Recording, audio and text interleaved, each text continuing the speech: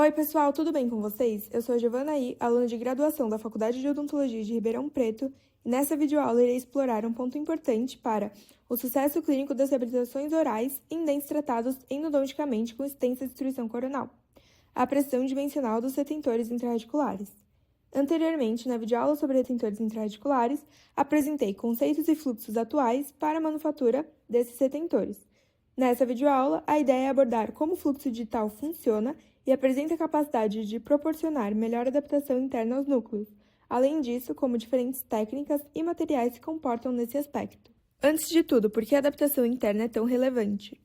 Bom, quando existe um gap, ou seja, uma lacuna, entre o retentor intraradicular e a parede do canal, esse espaço acaba sendo preenchido por cimento. O problema é que o cimento apresenta propriedades físico-mecânicas diferentes das apresentadas pelo material de fabricação do retentor. Então, quanto maior essa camada intermediária, maior a chance de falhas, como trincas, bolhas, descolamentos e até fraturas radiculares.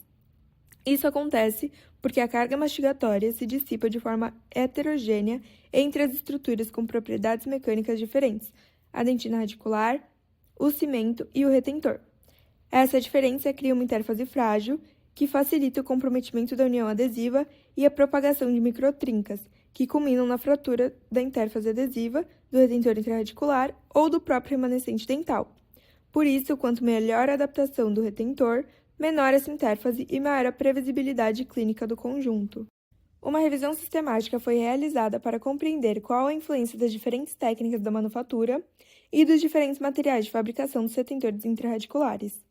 O estudo começou com um levantamento amplo da literatura científica, por meio de 8 bases de dados e por buscas complementares na lista de referência dos títulos incluídos. No total, foram identificados 2.232 registros, e após triagem por título, resumo e leitura completa, 19 estudos foram considerados elegíveis para compor essa revisão sistemática.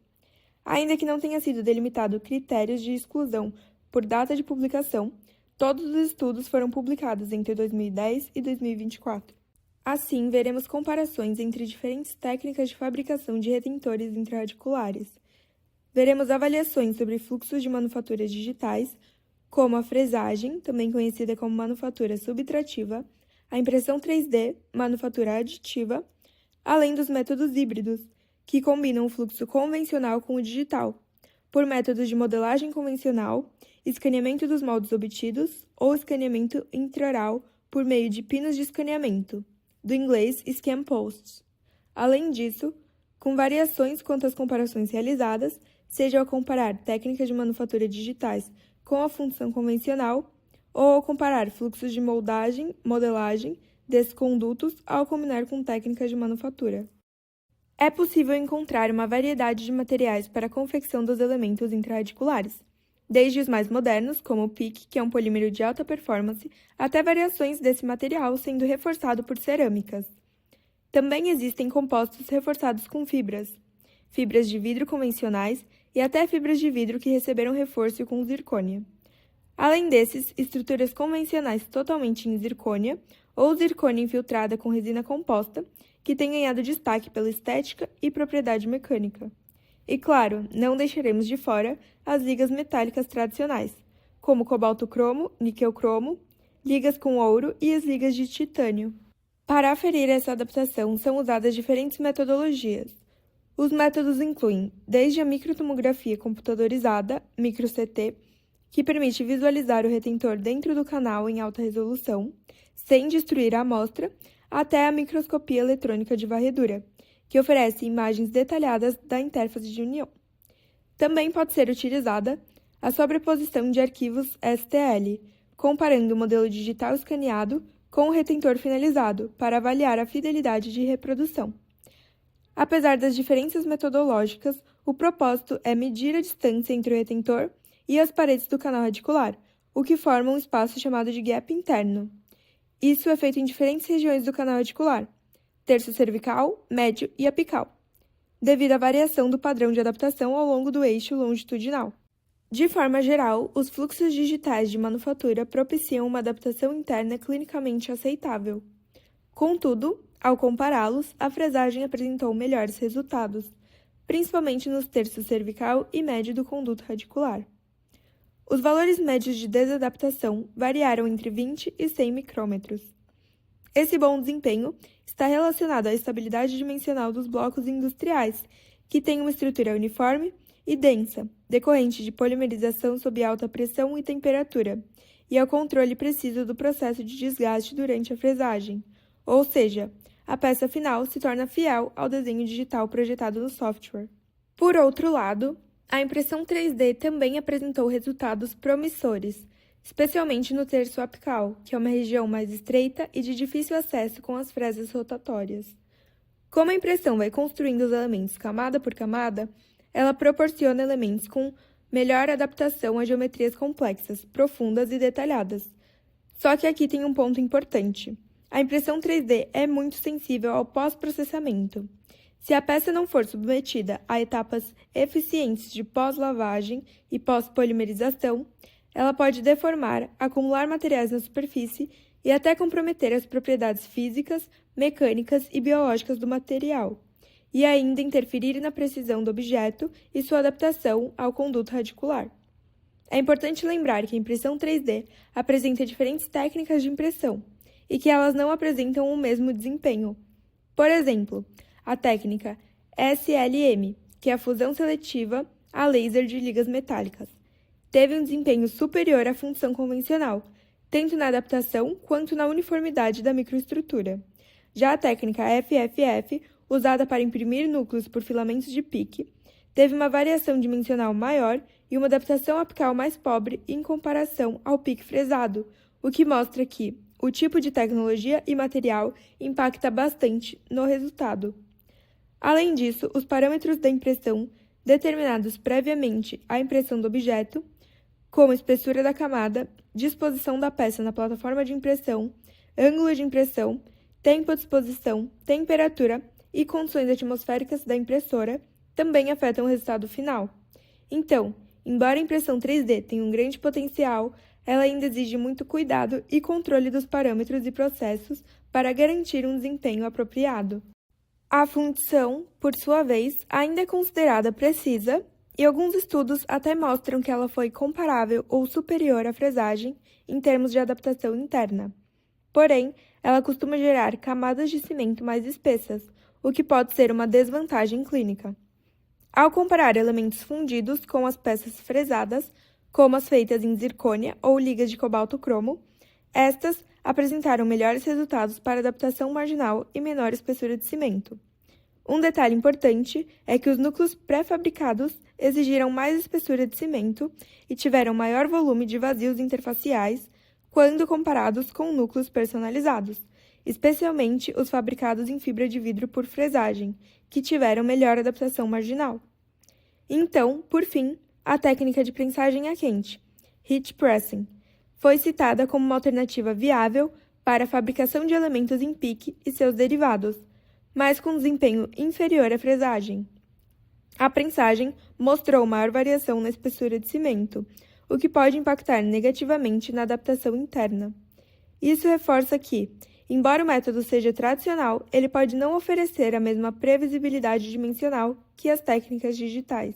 Assim, no fim das contas, a fresagem tende a ser a técnica de manufatura que oferece maior estabilidade e previsibilidade. Contudo, a impressão 3D apresenta vantagens em regiões anatômicas mais complexas, como o terço apical. Já a fundição ainda pode ser útil em alguns casos, mas com limitações, principalmente na espessura da camada de cimento.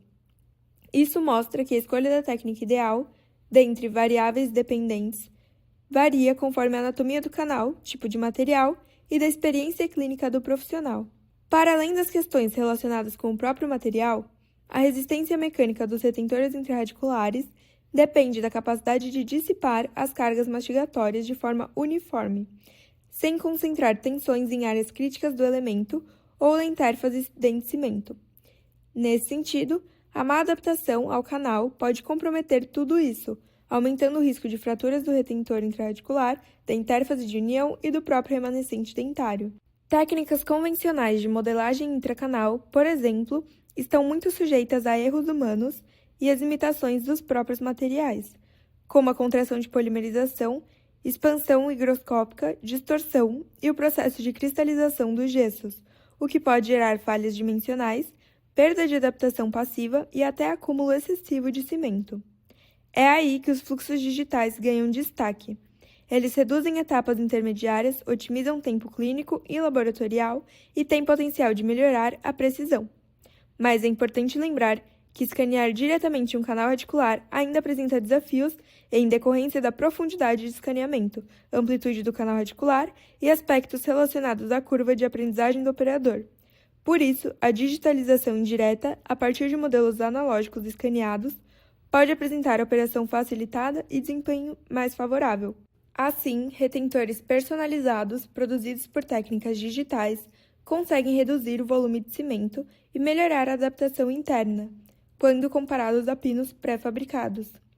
Esses últimos, embora facilitem o acesso em canais complexos, geralmente se adaptam mal, deixando espaços preenchidos por cimento que favorecem a formação de bolhas, falhas adesivas, microinfiltração e até recidiva da infecção.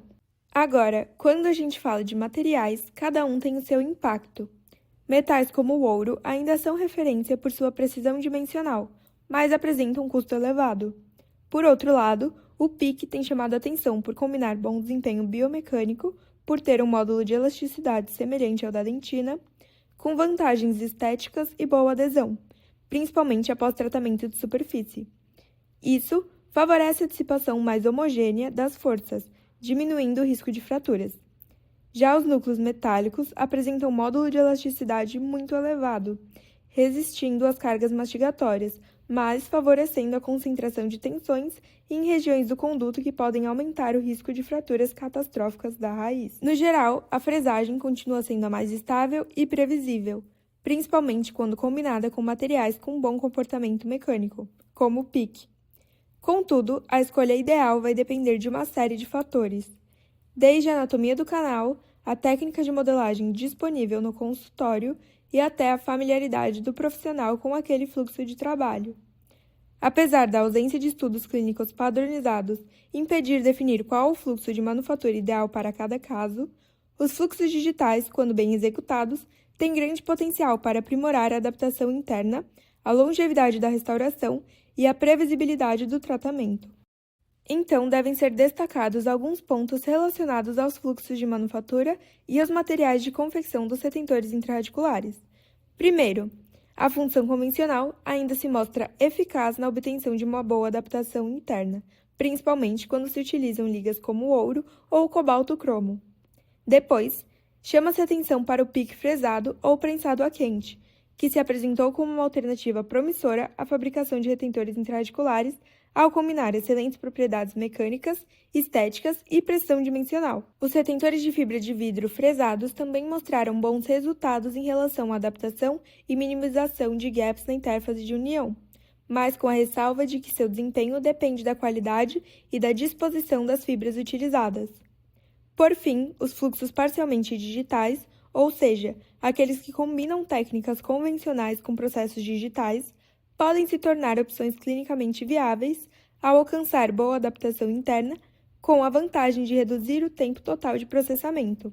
Em geral, é possível inferir que não pode ser determinada uma solução única e definitiva, mas sim um leque de possibilidades que podem ser personalizadas de acordo com o caso clínico, os materiais disponíveis e o domínio técnico do profissional. Então é isso, pessoal! Ao longo dessa aula, a gente viu como diferentes materiais e técnicas de fabricação, sejam convencionais ou digitais, influenciam diretamente a adaptação interna dos retentores intraradiculares. Vimos que cada método tem os seus pontos fortes e as suas limitações, e que a escolha ideal depende de diferentes fatores. Espero que a aula tenha ajudado a esclarecer esses pontos e despertado ainda mais o interesse por esse tema tão relevante dentro da reabilitação oral. Diante de dúvidas ou da busca por discutir algum ponto específico, estaremos à disposição. Eu sou Giovanaí e agradeço pela atenção de todos. Além disso, deixo o nosso convite para assistir outras videoaulas disponíveis nesse canal. Para acompanhar o grupo de pesquisa NIMP, siga o nosso Instagram, @NIMP_FORP_USP.